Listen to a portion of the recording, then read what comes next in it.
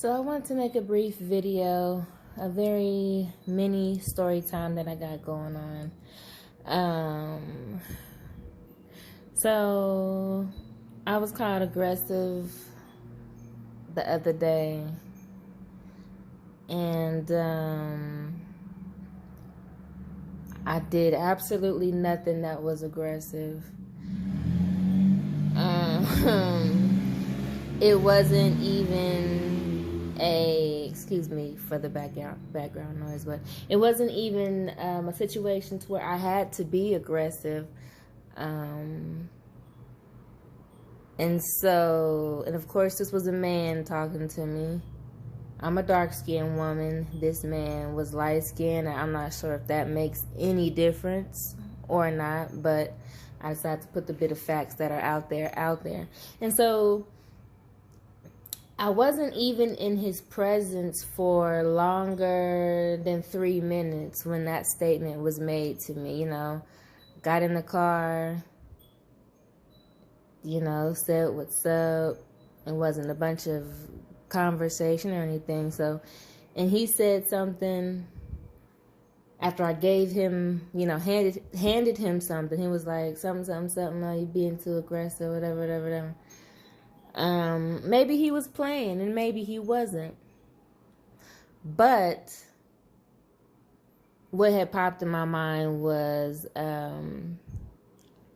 is it just dark-skinned women that are always looked at as being aggressive? And how different people's definition of aggressive can be aggressive as in this person looks intimidating, or this person might be, I don't know, fit or toned up to where her arms, her tone is just a little more, I don't want to say masculine, but is a lot more toned up. So she looks like maybe she's muscly and aggressive. Or are you saying aggressive as in all she want to do is fight and argue? Are you saying aggressive because you think that the way she looks is giving off some type of attitude? Or is it because since she is just dark-skinned, she's going to naturally be aggressive? I'm not necessarily sure the exact way he meant it. And I'm not even sure if he understood exactly what he meant. Because again, my actions, my tone of voice and everything like that wasn't aggressive. It was very soft-spoken.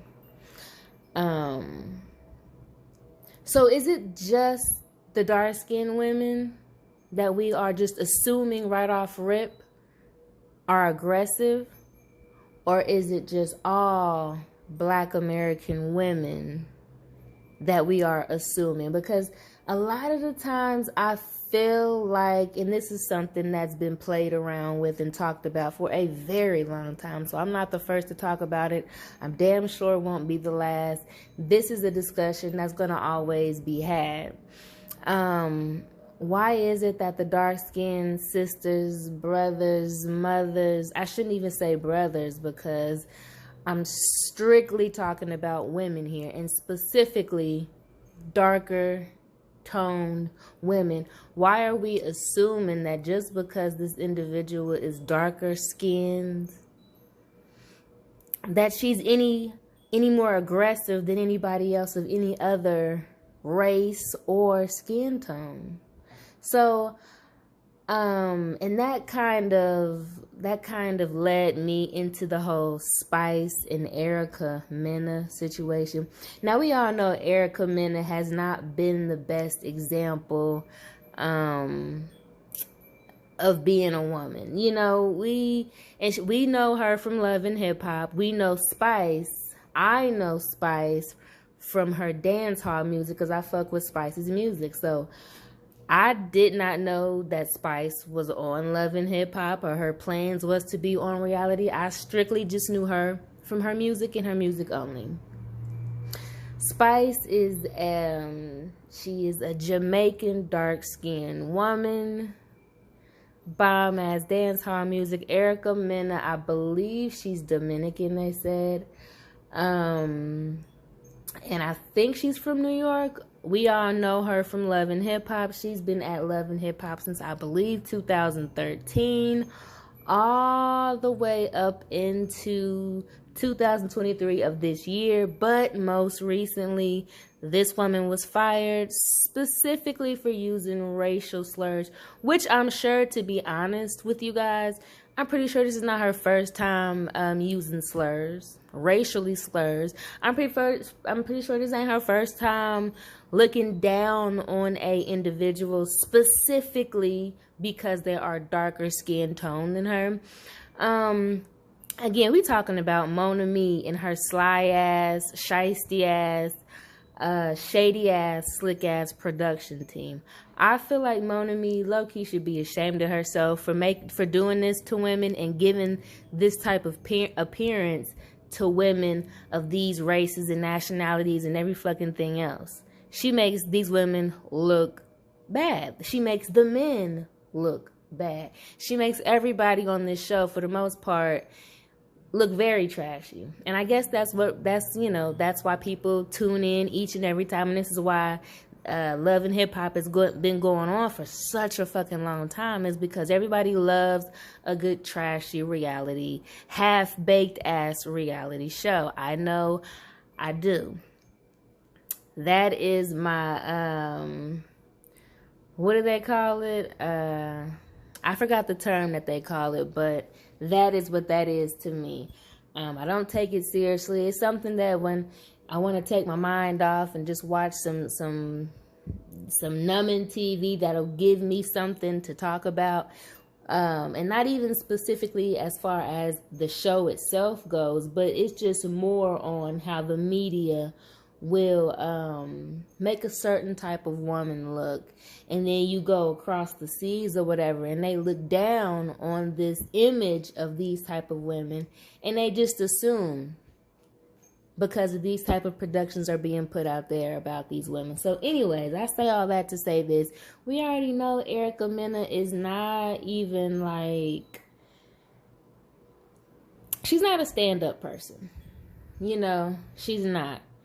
She's full of drama and just mouth and everything else, which a lot of the women on the show, you know, that's the thing of the show, is to be full of hot ass air and capable to throw your hands around and shake tables and throw drinks and just talk bullshit throughout the whole series.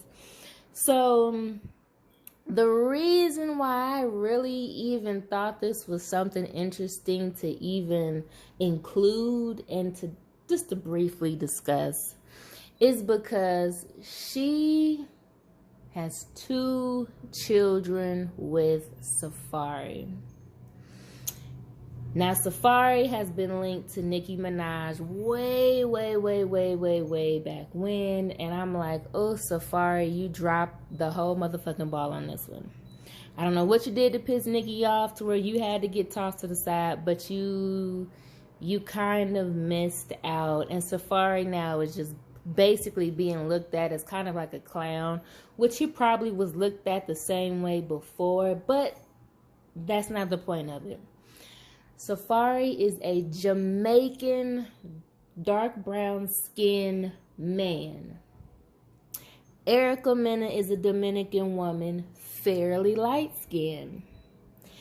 This fairly light skinned woman has 2 children with a Jamaican dark brown skinned man with a dark brown skinned extra Jamaican mother. So I watched the clip because I no longer indulge in the newer seasons of Love and Hip Hop. You know, I might see some type of compilation on YouTube or something, and I'll spend a little time and I'll watch that just to get bits and pieces of the clips and stuff. Because as of now, I'm not interested in the new Love and Hip Hop, honestly, because it's just a bunch of random people, way more random people than it ever was before. So, I low-key find myself watching the old ass seasons of Love and Hip Hop. So, I seen the clip, and oh, good old Erica Mena was going off as she tends to do. And let me tell you, ladies, I don't know what the fuck. I don't know what the fuck Love and Hip Hop in is paying y'all to get these bodies done. But ladies, y'all do not need to do this, because I looked at the old Erica Mena versus the new. Everybody's got to have the fucking big ass, whitest ass teeth. Everybody has to have this big ass, exaggerated behind with the skinniest fucking frame and the biggest fucking titties ever. And I'm looking at these women like, why did you put all that extra stress and all that extra weight on your body frame and your body type, and how your shoulders and your arms and your legs and your thighs are compared to those titties, and that ass is not matching up? Why are y'all doing this to yourselves? And I'm not just discussing Erica Mena, but when I seen her in the clip, I'm like, she low-key looks sick.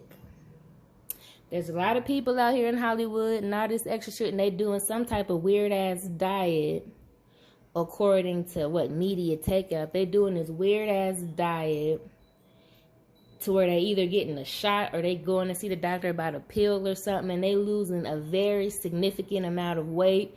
New York, from I Love New York, from Flavor of Love. We got the one model that was on America's Next Top, Eva Marcel. And whoever else is taking all of this stuff and doing all this extra shit to lose weight and then make their bodies look this way and that.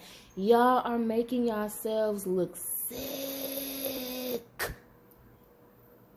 All for what?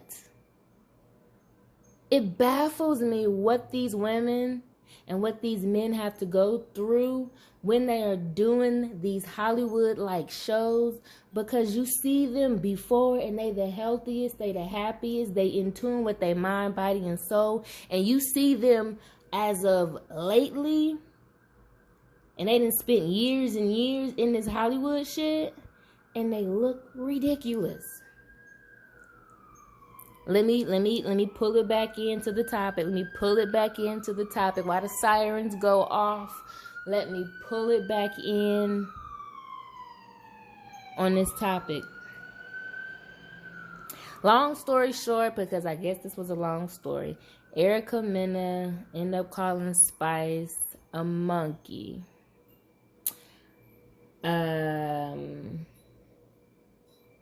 She called her a monkey.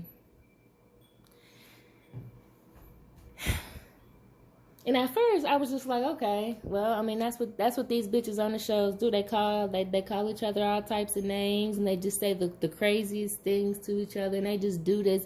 And at this point of the game in Love and Hip Hop, all of this is expected, because we didn't see years and years and years and years of the same type of content from these individuals, from these reality TV stars. The same, especially when it comes to Love and Hip Hop, especially when it comes to Black Ink Crew. We've seen the same type of behavior, literally. So she calls her a monkey, and I said, well, wait, ain't your baby daddy who you got two kids, not one but two kids with? He is not only Jamaican, Spice is Jamaican, and he's dark-skinned. Spice is dark-skinned. Your babies have half of that. Now, mind you, I don't believe her babies are dark-skinned, though. I don't even believe they're brown-skinned. They are fair-skinned like the mother. But how the fuck can how can you call this woman a monkey when you know your baby daddy, who you wish was doing right, who you really, really fucking wish was doing right by you? How you gonna call her a monkey when he's from the same place as she is and is just as dark? So that just tells me and everybody else who is filtering in all this information on you guys' show is that you've been wrong from the start, which we all should know. Your kids got half monkey in them too. Like, this is why I be so confused why these reality stars link up with these other reality stars on these shows, because pretty much everybody that is doing these reality shows are actors and actresses. Why are y'all going on these shows and y'all entangling yourselves to the point where y'all having children with one another, and these children are nothing but a way to stay relevant and to be seen on these shows? So many of these reality stars have done that with fake marriages, but real ass births and real ass children.